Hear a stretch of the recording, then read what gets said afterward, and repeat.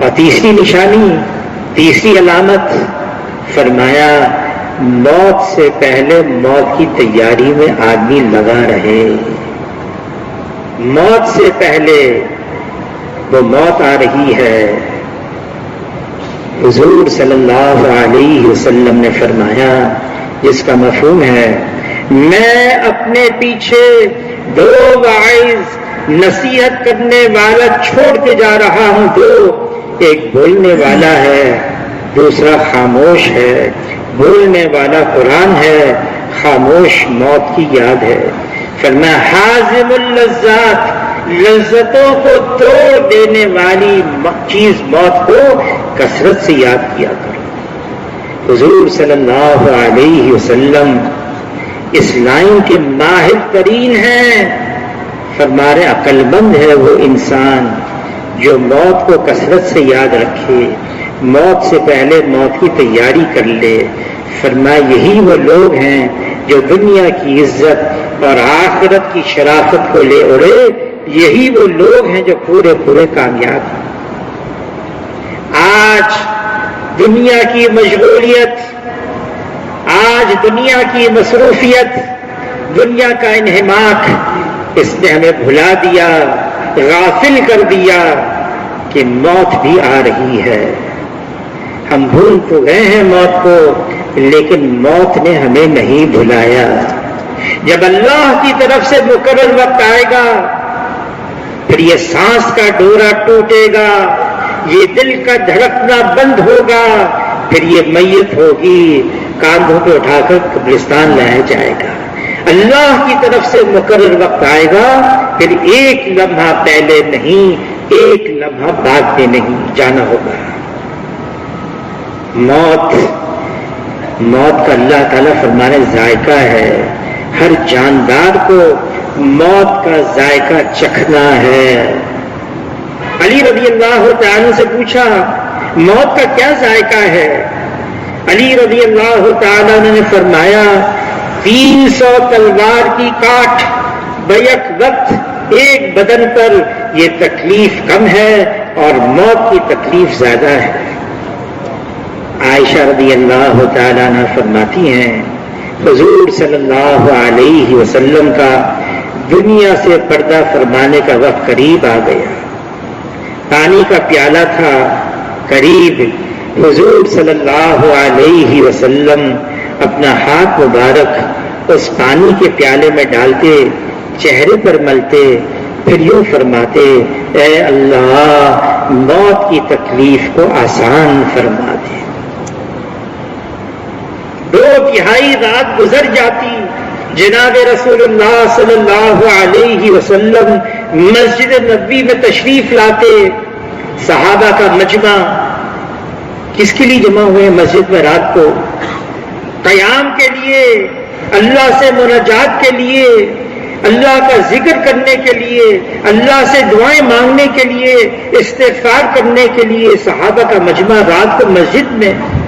حضور صلی اللہ علیہ وسلم سب سے پہلے اعلان فرماتے لوگوں اللہ کو یاد کرو، لوگوں اللہ کو یاد کرو، قیامت کا زلزلہ اور سور پھونکنے کا وقت آ رہا ہے اور موت اپنی ساری سختی سمیت آ رہی ہے. شیخ الحدیث مولانا زکریا صاحب رحمت اللہ علیہ نے فضائل صدقات میں لکھا ہے کہ بنی اسرائیل کے 50 برگزیدہ بندے جمع ہوئے اور یوں سوچنے لگے کسی قبرستان میں جاتے ہیں، دعا مانگتے ہیں اللہ تعالیٰ کسی قبر والے کا حال کھول دے. گئے، اپنے زمانے کے برگزیدہ تھے، بزرگ تھے، اللہ والے تھے، بنی اسرائیل کے تھے. قبرستان میں گئے، دعا مانگی، ایک قبر کا حال کھلا. صاحب قبر نے کہا کیا پوچھنا چاہتے ہو؟ میں بتاتا ہوں 50 سال ہو گئے مرے ہوئے، موت آئے گئے، 50 سال گزر گئے، موت کی تکلیف اب تک مجھ سے جدا نہیں ہوئی ہے. یہ حضرت شیخ نے واقعہ لکھا ہے. فضائل صدقات میں حضور صلی اللہ علیہ وسلم فرماتے ہیں جتنا تمہیں موت کے بارے میں پتا ہے نا، اگر جانوروں کو پتا چل جاتا تمہیں کوئی فردہ جانور نہ ملتا ذبح کرنے کے لیے، سب اس غم سے پتلے ہو جاتے، دبلے ہو جاتے۔ وہ موت آنے والی ہے، کب آئے گی؟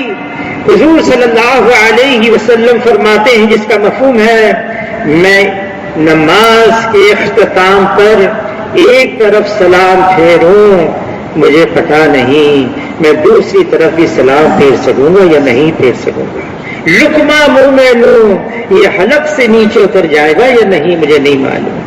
فرمایا صبح ہو جائے پھر شام کا انتظار نہ کیا کرو، شام ہو جائے پھر صبح کا انتظار نہ کیا کرو، دنیا کے وقت کو اس طرح سے گزار لو۔ تو یہ تین نشانیاں ہیں، ایمان حقیقت بن کے دل میں اتر گیا، دنیا سے بے رغبتی، آخرت کا شوق اور موت سے پہلے موت کی تیاری۔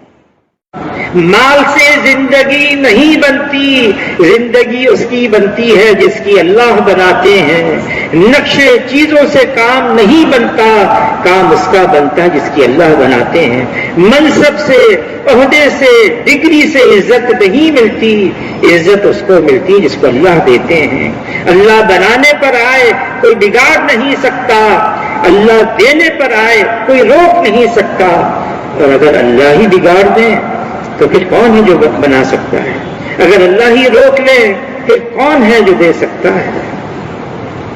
اللہ کی طرف متوجہ ہو جانا، یکتر ایک دم سے ہر چیز سے فارغ، اس کے لیے 13 سال مکہ مکرمہ میں متواتر محنت ہوتی رہی، ایمان کی وہ سطح مل گئی، ایمان حقیقت بن کے آ گیا۔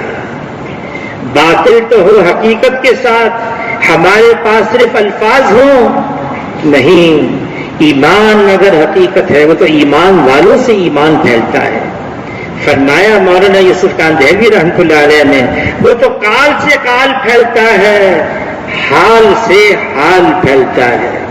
صرف بول ہیں، صرف الفاظ ہیں، الفاظ پھیلتے رہیں گے۔ ایمان کی حقیقت ہے، یہ ایمان پھیلتا رہے گا، ایمان پھیلتا رہے گا۔ جلتے ہوئے انگارے ہوں اور ان کے ساتھ ایسے انگارے رکھ دیے جائیں جو ابھی جلتے ہوئے نہیں ہیں، ان قریب وہ بھی جلتے ہوئے انگارے بن جائیں گے۔ اگر صرف بجھے ہوئے ہیں اور بھی رکھ دیا جائے اور انگاروں کو رکھا جائے کچرے کا ڈھیر بن جائے گا۔ وہ تو ایمان والوں سے ایمان پھیلتا ہے۔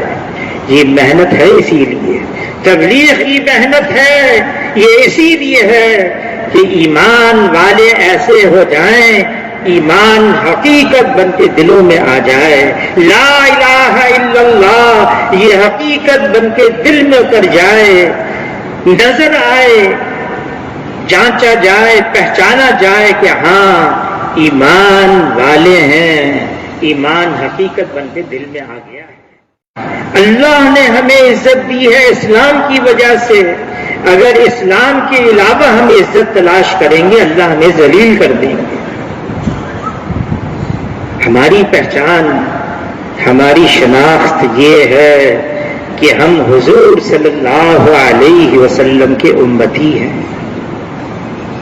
یہ اتنا بڑا اعزاز ہے، یہ اتنا بڑا رتبہ ہے، یہ اتنا بڑا درجہ ہے، ہماری نسبت ہو گئی جناب رسول اللہ صلی اللہ علیہ وسلم سے۔ ہم حضور کے امتی ہیں۔ اللہ تعالیٰ نے جو لفظ ہمارے لیے استعمال کیا کلام پاک میں، وَاجْتَبَاكُمْ، اللہ نے تمام انسانوں میں ہماری چھانٹی کی، ہمیں چنا ہے، ہمارا انتخاب کیا ہے، ہم حضور صلی اللہ علیہ وسلم کی امت میں رہیں۔ یہ امت جناب رسول اللہ صلی اللہ علیہ وسلم کی حشر کے میدان میں چلے گی تو سابقہ امتیں اس امت کو دیکھ کر پوچھیں گی یہ کون لوگ ہیں؟